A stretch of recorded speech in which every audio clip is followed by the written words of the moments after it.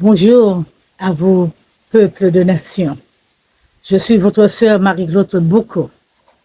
Ce matin, je tiens à vous porter un message d'édification pour vous et aussi pour moi.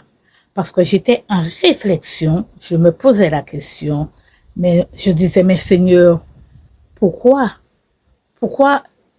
les hommes ne s'occupent pas de leurs affaires et sont toujours en train de s'occuper des affaires des autres? Alléluia. Des hommes et des femmes qui passent le plus clair de leur temps à observer, critiquer et à juger les autres. Ils scrutent les couples, les familles, les comportements des frères et sœurs. Ils pointent le doigt, condamnent rapidement et prononcent même des paroles de malédiction. Ils parlent comme s'ils étaient des saints irréprochables, chers bien-aimés. Que nous dit Jésus? Jésus dit clairement dans la parole, avant de t'occuper de la paille dans l'œil de ton frère, occupe-toi de ta propre poutre. À ce moment-là, devant lui, devant Jésus, on est des hypocrites. Alléluia. On est des hypocrites. Et cela aussi est un danger. Pourquoi? Parce que l'hypocrisie spirituelle est destructeur, bien-aimés. Ceux qui jugent facilement les autres oublient souvent que leur propre maison est en feu. Ils parlent d'unité alors que leur propre couple est brisé. Ils condamnent les jeunes alors que leurs propres enfants vivent dans le désordre. Ils dénoncent la rébellion alors qu'ils résistent eux-mêmes à toute correction. Je veux faire un petit rappel biblique. Il est décrit celui qui se croit debout, qu'il prenne garde de tomber dans 1 Corinthiens, chapitre 10, verset 12.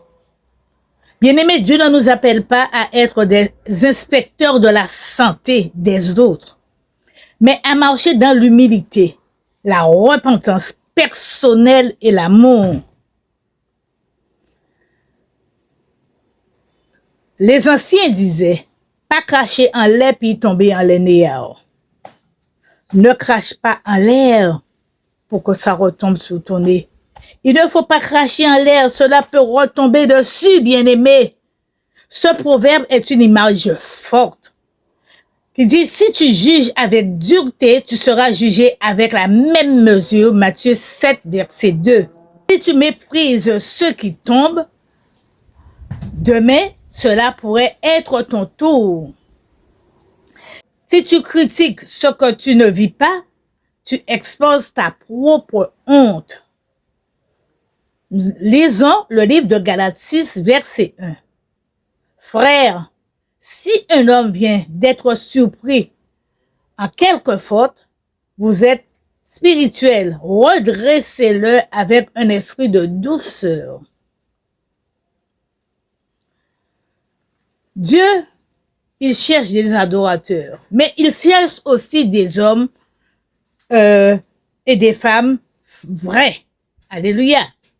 Qui savent d'abord se remettre en question, qui prient pour une autre au lieu de parler sur les autres, qui savent corriger avec amour et non accuser avec orgueil, qui reconnaissent leurs propres faiblesses et grandissent dans la vérité. Alléluia. Et pour conclure ce que je viens de vous dire, d'accord, vous devez commencer par votre propre cœur. Je dois commencer par mon propre cœur avant de critiquer mon frère, avant de critiquer ton frère. Examine ton propre cœur. Demande à Dieu de te purifier. Approche ton frère avec humilité et douceur. Douceur et vérité, bien-aimés. Heureux les miséricordieux, car ils obtiendront miséricorde. Matthieu 5, verset 7.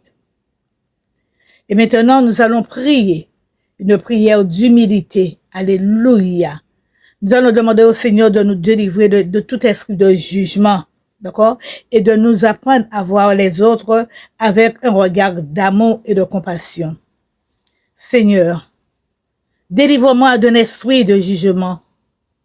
Apprends-moi à voir les autres avec ton regard d'amour et de compassion.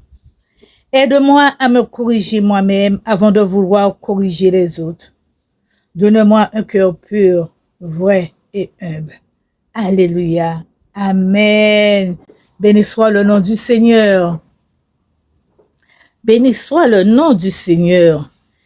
Je vais essayer de chanter un chant qui dit assez, assez, assez mal parlé moins. Do moins, c'est fait à madame.